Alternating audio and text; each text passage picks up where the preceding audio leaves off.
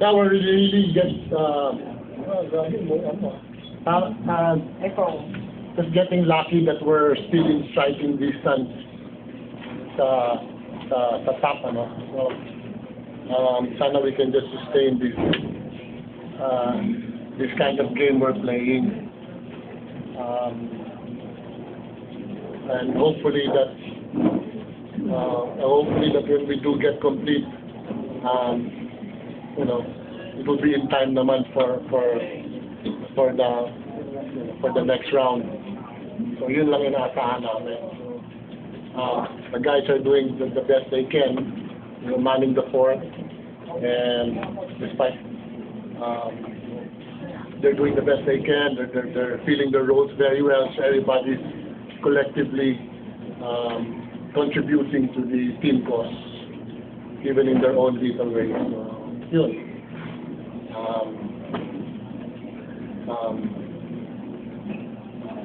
It's good we won today kasi back-to-back kami ng Friday and we're playing long minutes. So we hope we can get fresh for Friday. No.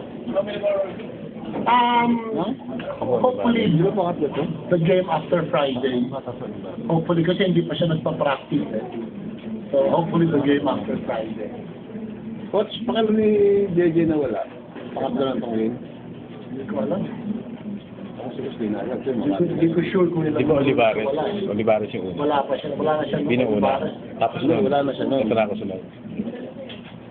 Hindi, Olivares wala na siya. Wala na siya nun. Pero pag nasa Olivares. I think that's the first game for First game. Olivares. Olivares was his first game. Nawala siya. Alawa lang. Nagdiwa pa kaya kayo? Sino na wala? Kung may nagdiwa pa kayo. Malaking bagay si Kadio because we're talking about at least 15 points from Mark. Eh. At least 15 points.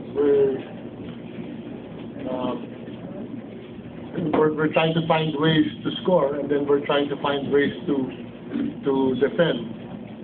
But of course, kung nandiyan si JJ, nandiyan si Mark, at least alam mong meron kang 30 points between them. So, you know, the job becomes easier. That's still the worst for everyone. Nakakausap ka naman siya every week, and he's improving. Kaya lang, he's still not playing. Yun ang ano doon. He's still not playing. So even if he comes back here, he still cannot play. So we're keeping him there for a couple of more weeks.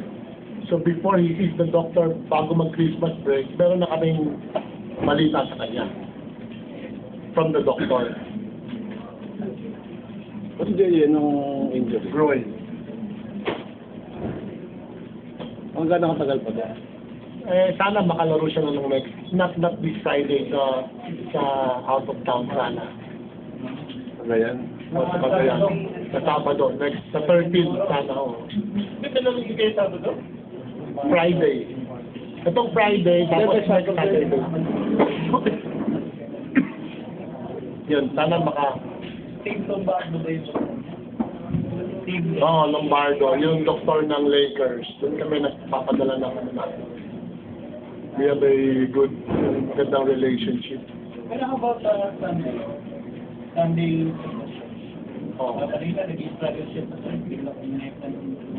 And sabi nga nila, when shooters keeps missing, eventually he'll make 2 or 3 in a row, which is what we were hoping for. Even he was struggling, he's a shooter. So he just has to keep on shooting, basta good shot naman. So I think he made 2 in a row after that or something. So medyo nagano yung lead nila. Sorry. Nakita ko lang ito, idudod na siya.